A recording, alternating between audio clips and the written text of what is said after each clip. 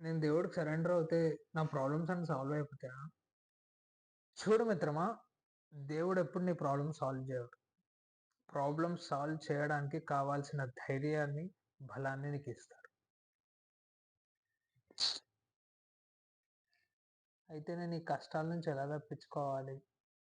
నీ ఆత్మ ఈ శరీరం నుండి వేరేంత వరకు నీకు కష్టాలు తప్పవు. అప్పుడే కదా నీ ఆత్మకు తెలుస్తుంది ఈ కష్టాలను ఎలా తట్టుకోవాలి, తట్టుకొని ఎలా నిలబడాలో. నాకు ఓ క్వశ్చన్ ఉంది.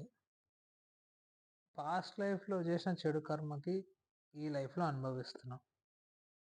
మరి ఈ లైఫ్లో చేసే కర్మకి, ఇప్పుడు మనం చేస్తున్న కర్మని క్రియమాన కర్మ అని అంటారు. ఆ, ఎన్ని కర్మలు ఉన్నాయి సార్? మొత్తం 4 కర్మలు ఉన్నాయి. సంచిత కర్మ, ప్రారంధ కర్మ, క్రియమాన కర్మ, ఆగామి కర్మ. నీ పాస్ట్ లైఫ్స్ అన్ని కలిపి ఫామ్ అయింది సంచిత కర్మ. ఆ కర్మలన్నిట్లో చిన్న భాగం ఉంది కదా, అది ప్రారంధ కర్మ. ఇప్పుడు నువ్వు చేస్తున్నావు కదా, అది క్రియమాన కర్మ.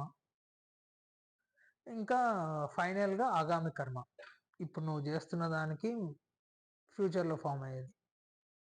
ఓ, ఇప్పుడు చేస్తున్న కర్మ రిజల్ట్ ఈ లైఫ్లో కానీ నెక్స్ట్ లైఫ్లో కానీ వస్తుంది. అవును, అందుకే అందరితో మంచిగా ఉండు, మంచి కర్మ చేయి. ఇంకో లైఫ్ వద్దు, ఇదే లాస్ట్ లైఫ్ అవ్వాలంటే ఏం చేయాలి? ఇదే నీ లాస్ట్ లైఫ్ అవ్వాలంటే ఓ దారి ఉంది. ఏంటది?